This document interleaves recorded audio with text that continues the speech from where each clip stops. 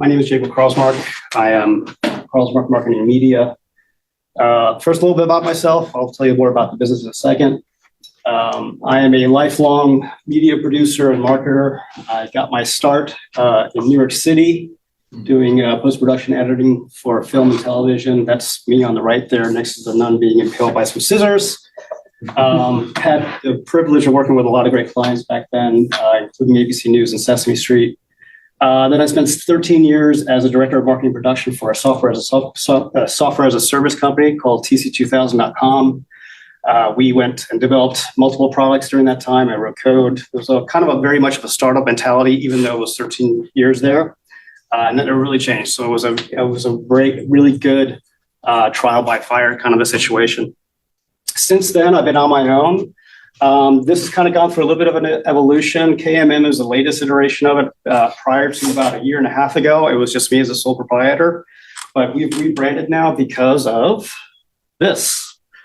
There's a great talk from South by Southwest called $1 Billion Teams. I really encourage you guys to check it out. It's a really great talk about the future of work and what work is going to be. And because of the nature of work changing via AI and a lot of automation tools, the generalist shines, because if you have generalist knowledge in multiple domains, you are much more valuable on teams. So what we've done is we are multiple entrepreneur business owners that have kind of networked together to provide non-siloed, broad knowledge in the marketing and media space. What does that mean? Well, that means that we all kind of share and are able to kind of find those cross-domain connections between PPC marketing and content marketing and retail, online retail, for instance.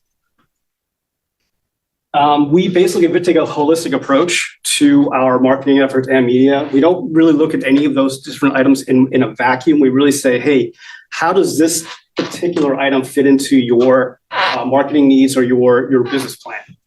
That's worked out really well for us. We like coming in and saying, hey, you know what, if a customer is coming to us and they want PPC marketing, for instance, maybe that's not the right thing to do. Maybe that's not the right place to put your money, time, and effort to get the most bang for your buck. So we try to also educate our customers so they can actually kind of walk away with the empowerment and knowledge they need to be able to kind of take what we leave them with and then kind of grow from there. We really like that for small businesses. We've done that for some small startup online retailers. And look, we've been privileged to work. Jacob, yes. Could you not use the abbreviations like PPC? Oh, I'm sorry. Just spell it out so everyone. Yeah, sure. Does everybody know what PPC is? Nobody? Oh. Pay-per-click is basically online advertising, like the ads you see on Facebook or Google or YouTube. We've been very privileged to have a lot of great clients. In my past, I've mentioned Sesame Street and ABC News. Currently, I do a lot of work for animal advocacy groups. So we've embedded with their in-house imagery team to basically go over their CMS and make sure that their processes are in great shape, and to do social media marketing videos for them.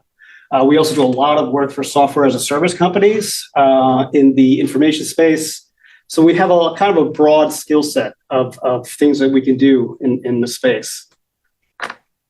And we are also all entrepreneurs.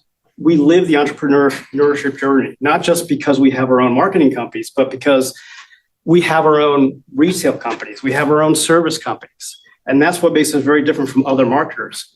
Most marketers that I've interacted with in my experience, they know how to run a marketing business really, really well, but they've never run a retail business. They've never run a service business. They don't have that experience of trying and failing like we have. We have successes, we have failures, and we've learned as much from the failures as we have from the successes. We also eat our own dog food, right? So a lot of these processes that we sell to kind of, promote your products and services, they are battle tested because we are using them right now. So that's a unique kind of a spin on the marketer, right? The marketer is not disconnected from the market. We are literally we practice what we preach. So this is a case study, just to give you an idea. This is a product that I created. It's called Terreno. We started in 2018, and the retail site for it is GameGearMaster.com.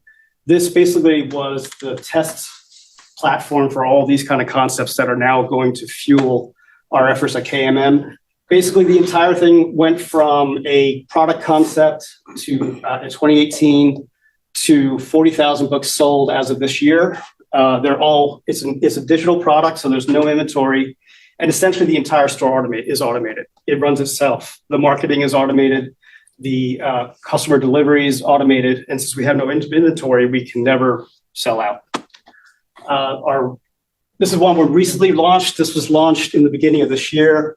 This is an entirely automated store that creates products that don't exist, right? So the products exist virtually as a listing. And then if they become successful, then they become physical products that we send to our customers. And what this allows us to do is do product market test fit on a lot of products almost, instantaneously. So you can have a single owner operator use our automation tools to put up listings for thousands of items in a month. Then it will automatically get in the pipeline for Google Merchant Center and Facebook stores and our automated marketing pipeline for pay-per-click ads. And they will be tested by the market. And then you can kind of respond to those tests to see what works well. For instance, we had this sunflower canvas recently sell. So what we're going to do now is we're going to start hitting that market hard, right? We're going to start hitting those keywords and that type of a theme for our artwork and see if we can kind of catch that as a trend. So that's it. If you guys have any questions, I'm happy to talk to you afterwards. If there's any. Oh, they better have questions. Oh, yeah. Let's give them a round of applause first.